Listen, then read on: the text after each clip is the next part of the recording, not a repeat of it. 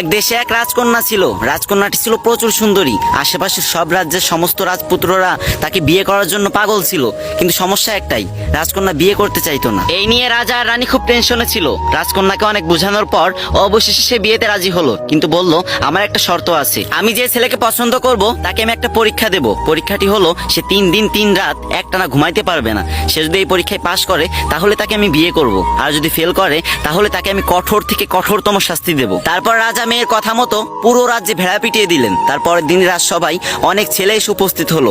তার ভিতরে রাজকন্যা একটা ছেলেকে পছন্দ করলো। এবার ছেলেটার পরীক্ষা দেওয়ার পালা। রাজকন্যা যে রুমে ঘুমাতেন সেই রুমের দরজার সামনে ছেলেটিকে দাঁড় করিয়ে রাখলেন এবং রাজকন্যার দাসীকে বললেন তুমি এর দিকে খেয়াল রাখবা, এ যেন সারা রাতে একটুও না ঘুমায়। ছেলেটি প্রথম রাতে একটুও ঘুমায়নি, কিন্তু দ্বিতীয় রাত যখন আসলো তার শরীর এতটাই ক্লান্ত ছিল যে সে দরজার পাশে ঘুমিয়ে পড়তে বাধ্য হলো। তারপর রাজকন্যা ঘুম থেকে উঠে সেই ছেলেকে কঠোর শাস্তি দিল, আর এই খবর পুরো রাজ্যে ছড়িয়ে পড়লো। কিন্তু এই খবর পাওয়ার পরও তার পরের দিন একটা ছেলে রাজসভায় আসলো। রাজকন্যার তাকে অতটা পছন্দ না হলেও তাকে পরীক্ষা দিতে বললেন। ছেলেটি যখন পরীক্ষা দিল আগের ছেলেটির মতো সেও ফেল করলো, তাকেও কঠোর শাস্তি দেওয়া হলো, আর এই খবর পুরো রাজ্যে ছড়িয়ে পড়লো। তারপর থেকে আর কোনো ছেলেই রাজকন্যাকে বিয়ে করতে রাজি হচ্ছিল না। এদিকে রাজার দুশ্চিন্তা আরো বেড়ে গেল। কিন্তু ওই রাজ্যে বাস করতো বাবু নামে একটা গরিব ছেলে। তার একটা বিশেষত্ব ছিল, সে যে কোনো কণ্ঠ কিংবা ডাক নিমিষে নকল করে ফেলতো, তাই মানুষ তাকে নকল বাবু বলে ডাকতো। শুধু ডাকই না, সে বিভিন্ন ভয়ঙ্কর আওয়াজ করতে পারতো, যেটা শুনে মানুষ খুব ভয় পেয়ে যেত। সে একদিন ভাবলো যে আমি রাজকন্যাকে বিয়ে করব, পরীক্ষা যত কঠিনই হোক না কেন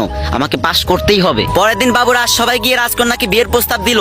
সবাই দেখে তো অবাক হয়ে গেল, কারণ বাবু ছিল প্রচুর কালো। কালো বাবুকে দেখে তো রাজকন্যার আগেতে ফুলতে লাগলো, আর মনে মনে ভাবতে লাগলো একে এখন কিছু করা যাবে না, পরীক্ষার ফাঁদে ফেলে একে অনেক শাস্তি দিতে হবে। পরীক্ষা শুরু হলো, রাজকন্যা ঘুমিয়ে আছে, এদিকে বাবু তার দরজার সামনে দাঁড়িয়ে আছে। অনেক রাত যখন হয়ে গেল হঠাৎ করে বাবু একটা ভয়ঙ্কর আওয়াজ করে উঠলো। তখন রাজকন্যা আচমকা ঘুম থেকে উঠে গেল, আর চারিদিকে কাউকে দেখতে না পেয়ে বাবুকে জিজ্ঞাসা করলো আচ্ছা এই ভয়ঙ্কর আওয়াজটা কিসের? তখন বাবু খুব ঠান্ডা মাথায় উত্তর দিল দুষ্টু ভূতের। তখন রাজকন্যা বাবুকে ভয়ে ভয়ে প্রশ্ন করলো আচ্ছা দুষ্টু ভূত এখানে কি চাই? তখন বাবু উত্তর দিল দুষ্টু ভূত সুন্দরী অবিবাহিতা মেয়েদেরকে রক্ত চুষে চুষে খায়, পরে তাকে হত্যা করে।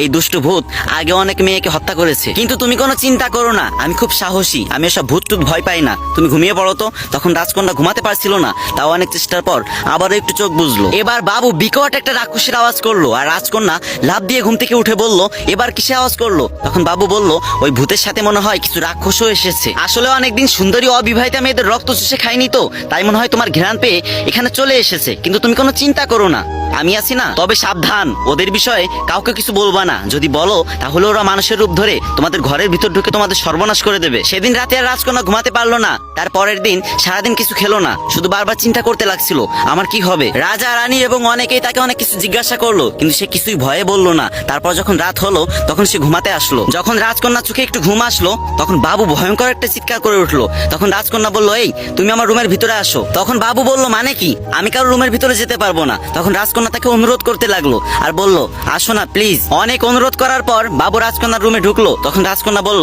আমার পাশে একটু বসো না প্লিজ, আমি খুব ভয় পাচ্ছি, আমি বাঁচতে চাই, ওরা আমাকে মেরে ফেলবে। এভাবে অনেক অনুরোধ করতে লাগলো। তখন বাবু বলল আমি একটা অবিবাহিত মেয়ের সাথে একটা রুমে কখনোই থাকতে পারবো না, আমি গেলাম। তখন রাজকন্যা বাবুর হাত টেনে ধরলো আর বলল আজকে রাতটাই তো, একটু কষ্ট করে থাকো না, আমি কথা দিচ্ছি কালকে সকালেই তোমাকে আমি বিয়ে করব। এই ভিডিও শিক্ষণীয় বিষয় হচ্ছে এটাই, মানুষ যদি বুদ্ধি খাটিয়ে কাজ করে তাহলে অনেক কঠিন কাজও সহজ হয়ে যায়। ভাই বিশ্বাস করো এই রোদের ভিতরে এখানে দাঁড়িয়ে 2 ঘন্টা টাইম লাগছে আমার একটা ভিডিও করতে।